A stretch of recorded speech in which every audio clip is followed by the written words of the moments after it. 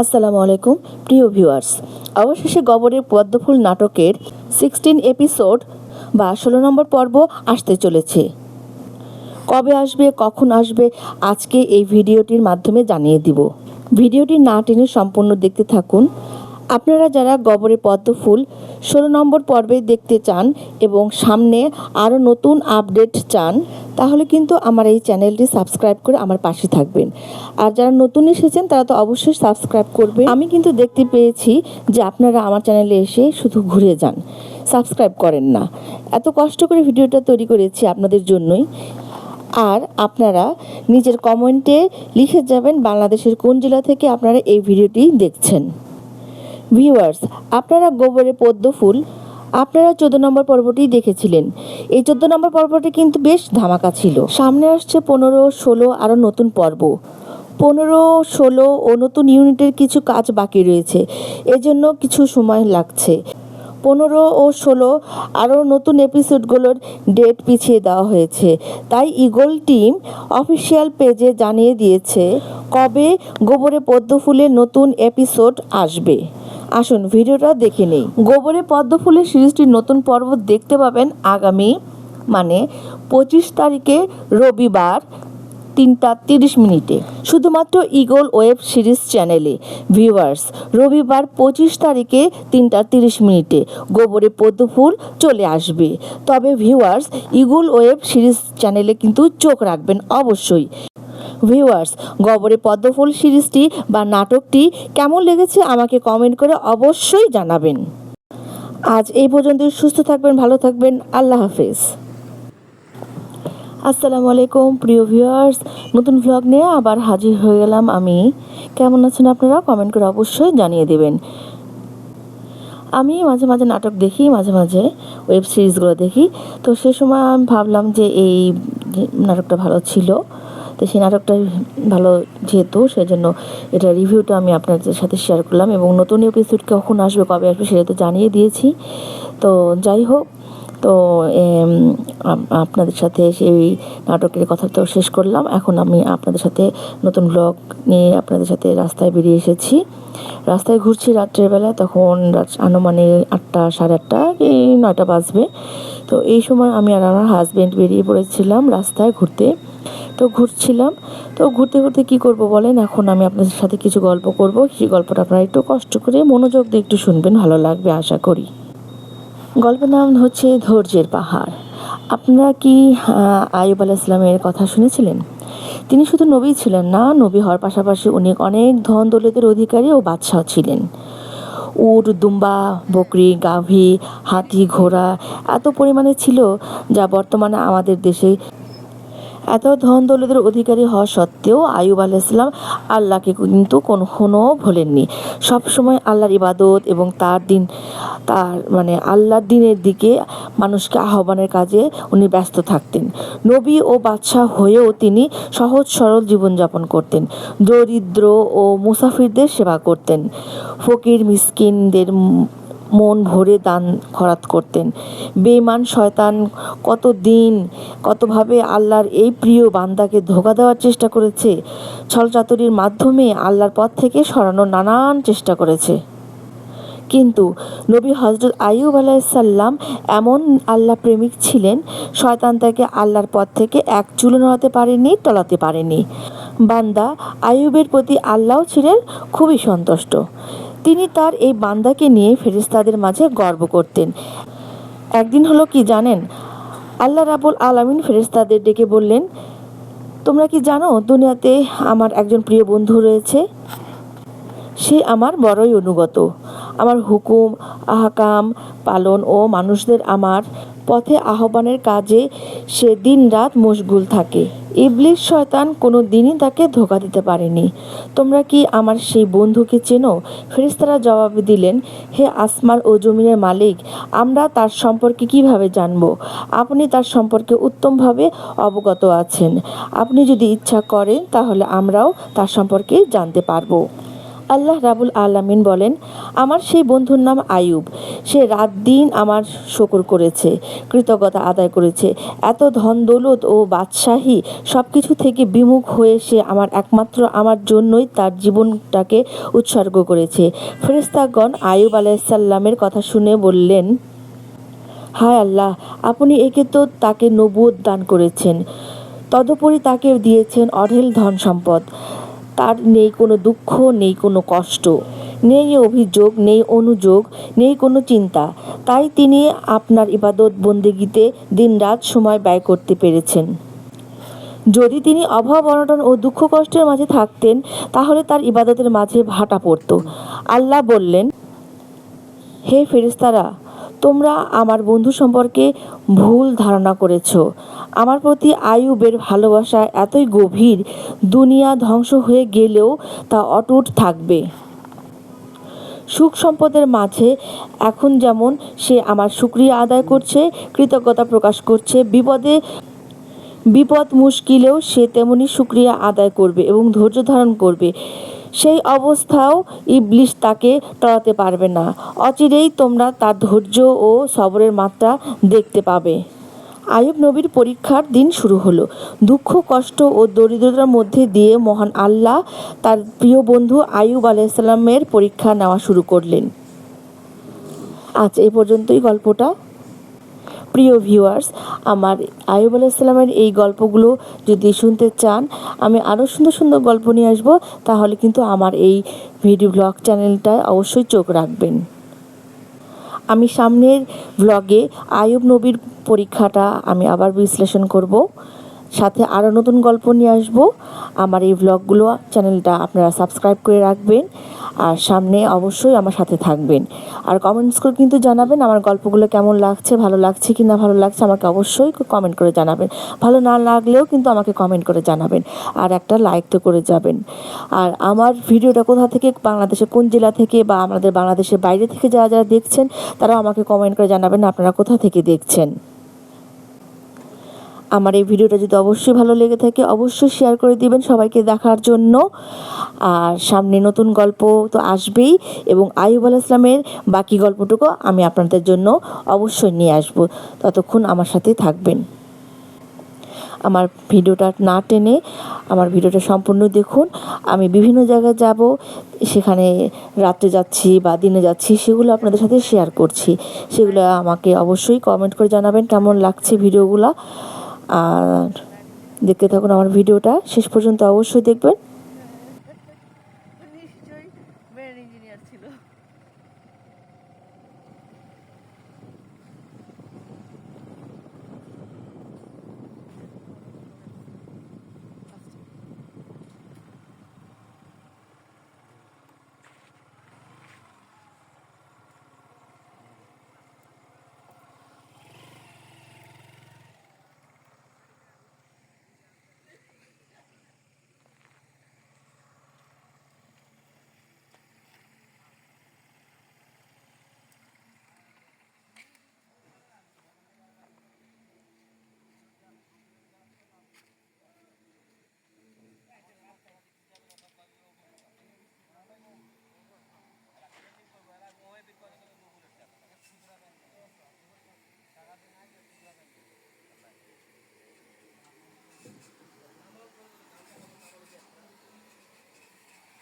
আসসালামু আলাইকুম।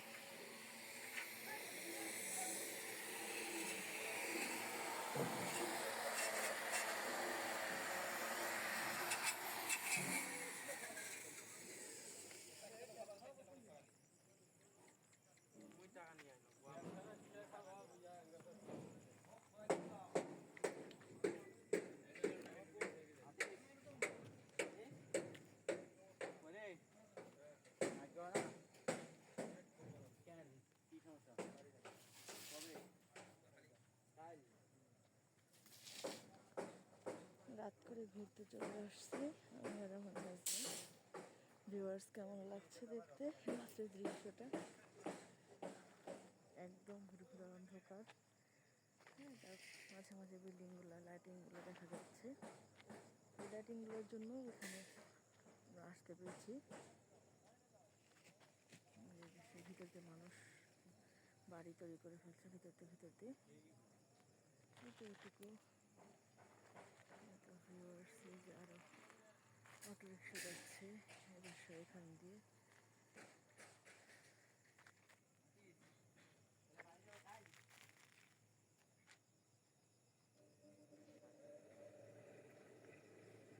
মানুষ আছে না।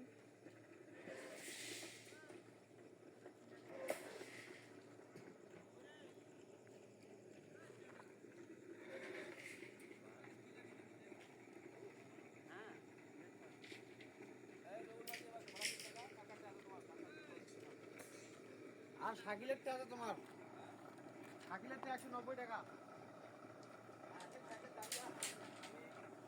কখন থেকে ভিডিও করতেছি,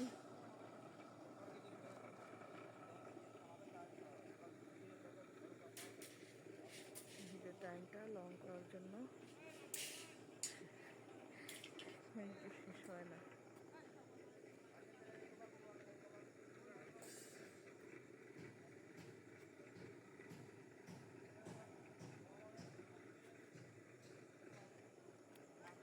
হাঁটতে থাকি, যে সামনে মনে হয় একটা গাড়ি আসছে, তো আমি হাঁটতে থাকলাম। ওই পাশে দূরে এটা কি মোটর সাইকেল নাকি গাড়ি ঠিক বোঝা যাচ্ছে না। ও আচ্ছা, প্রাইভেট কার ছেড়ে গেল রাস্তা।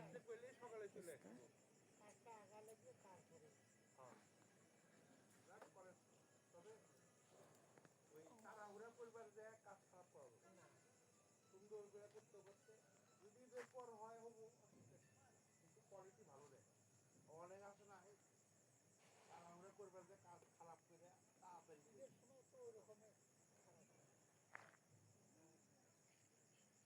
নিজের পরে গেলেও সমস্যা নাই, কিন্তু কাজ যাতে যেরকম ভালো করে করতেছেন। এখন আমরা চলে যাব মোটর সাইকেল নিয়ে।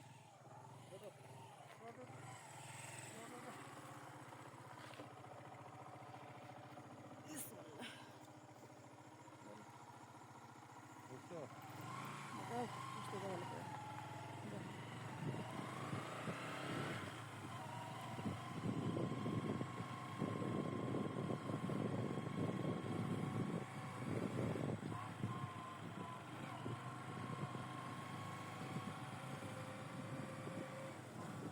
জাহাজের বাড়ির সামনে যাবা। এখানে একটা সুন্দর একটা বাড়ি আছে, বাড়ির সামনে দেখো আমরা যাবো। মেহেদি ফুলের ঘাট, এই যেসব গাছপালার গন্ধগুলো খুব ভালো লাগে না, মাটি গন্ধ একটা।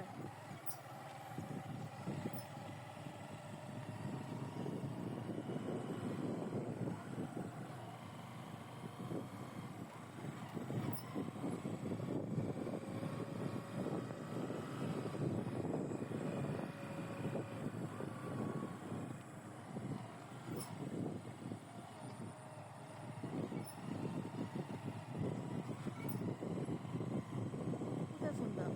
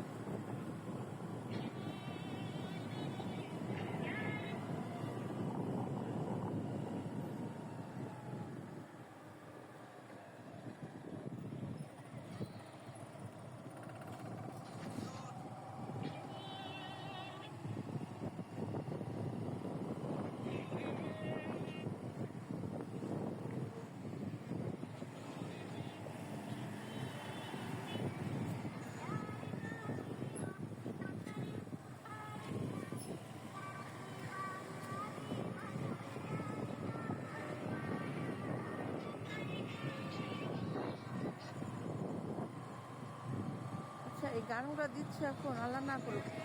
হ্যাঁ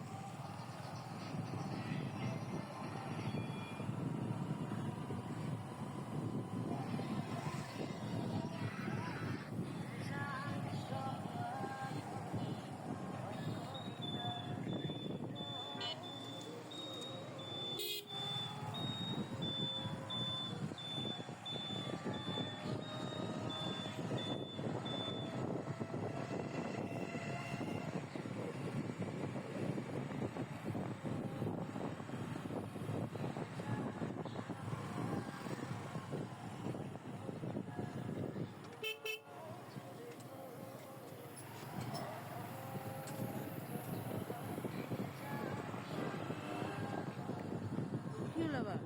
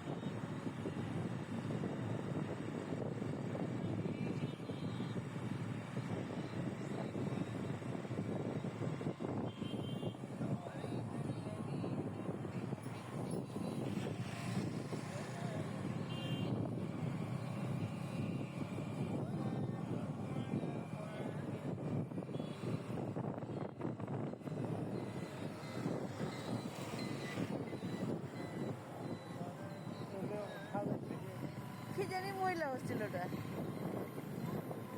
সাজা রাখার কি দরকার ছিল? হ্যাঁ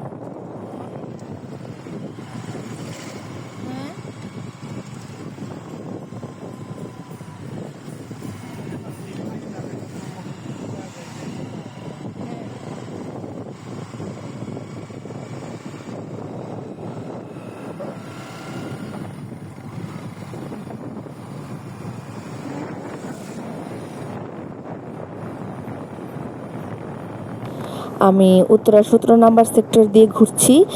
আপনারা ঘুরতে পারেন, এখানে কিন্তু খুব সুন্দর জায়গা রয়েছে ঘোরার। আর 17 নম্বর সেক্টরে একটা বটতলা রয়েছে, এই যে বটতলাটা, এই বটতলাটা কিন্তু আমার কাছে খুবই ভালো লাগে।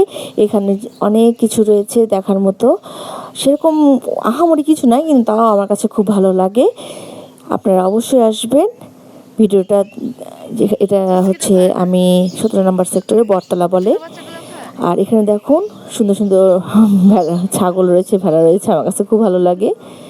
আর আমার কাছে একটু গ্রাম্য গ্রাম্য পরিবেশও একটু ভালো লাগে, এই জন্য আমি মাঝে মাঝে ছুটে আসি উত্তরার ভিতরের দিকে, যেখানে একটু গ্রাম্য গ্রাম্য পরিবেশ রয়েছে, সেখান দিয়ে আমি ঘুরে ঘুরে বেড়াই আর ভিডিও করি। আর সেই ভিডিওটা আপনাদের সাথে মাঝে মাঝে আমি একটু শেয়ার করি। আর এই ঘোরাঘুরির মাঝে এই স্থানগুলো কেমন লাগে আমাকে অবশ্যই কমেন্ট করে জানাবেন কিন্তু।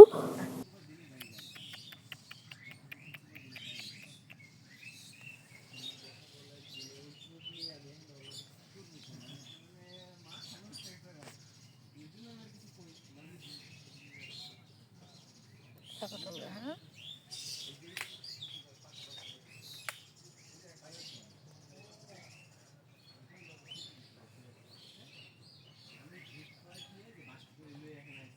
কি সুন্দর অবলা জানোয়ারগুলো দেখেন, কি সুন্দর ছাগল নীরব হয়ে আছে, কোনো হিংসা নাই, কোনো হিংস্রতা নাই। এটা মানুষের থেকেও আসলে অনেক উত্তম আমার মনে হয়। এদের ভিতরে হিংসা নাই। দেখেন ভাই বোনেরা কি সুন্দর করে জড়ায় শুয়ে আছে, ঘুমাচ্ছে, একজন আর এখানে আছে। আলহামদুলিল্লাহ।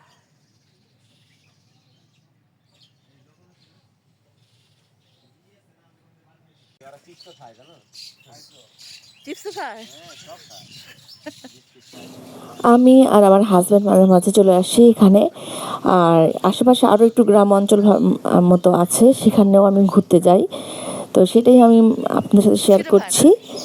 তো কেমন লাগলো ভিডিওটা আমাকে কমেন্ট করে অবশ্যই জানাবেন। আর সাবস্ক্রাইব করে আমার পাশে থাকবেন। আর শেয়ার করে আরেকজনকে দেখার জন্য অবশ্যই শেয়ার করবেন। এই যে এখানে ছোটো ছোটো ভেড়াগুলো রয়েছে, ভেড়ার বাচ্চাগুলো রয়েছে, ছাগলের বাচ্চাগুলো রয়েছে। আসলে ঢাকায় এইসব জিনিসগুলো পাওয়া যায় না। তারপরে উত্তরার ভিতরের দিকে একদম একটু ভিতরের সাইডে, যার এখানে 17 নম্বর সেক্টর যেখানে মাত্র উঠছে, সেখানে এইসব জিনিসগুলো আপনারা খুঁজে পাবেন, দেখতে ভালো লাগে। তো এখানে চলে এসেছি বটতলা। কতদিনের বটতলা, পুরনো বটতলা সেটা আমি বলতে পারবো না, কিন্তু মনে হচ্ছে বেশ অনেক দিনেরই বটতলা হবে। এই যে ছোটো বাচ্চাটা ছাগলের, আমি একে খুব আদর করি। মাঝে মাঝে যখন যায় ও আমার কাছে আসে, দৌড়া দৌড়ে আসে। ও কিন্তু বিস্কিটও খায়, ঘাসও খায়, সবই খায় নাকি ওরা। তো কেমন লাগলো ভিডিওটা আমাকে অবশ্যই কমেন্ট করে জানাবেন। আমার চ্যানেলটা সাবস্ক্রাইব করবেন, আমার পাশে থাকবেন। আমি আরও সুন্দর সুন্দর নতুন নতুন ভিডিও নিয়ে আসব। আপনারা যদি আমার পাশে থাকেন আমি কিন্তু উৎসাহিত হব নতুন ভিডিও বানাতে। আজ এই পর্যন্ত থাকুক, ভালো থাকবেন সবাই, সুস্থ থাকবেন। নতুন ভিডিও নিয়ে আমি আবার আসবো আপনাদের কাছে। আজ আল্লাহ হাফেজ।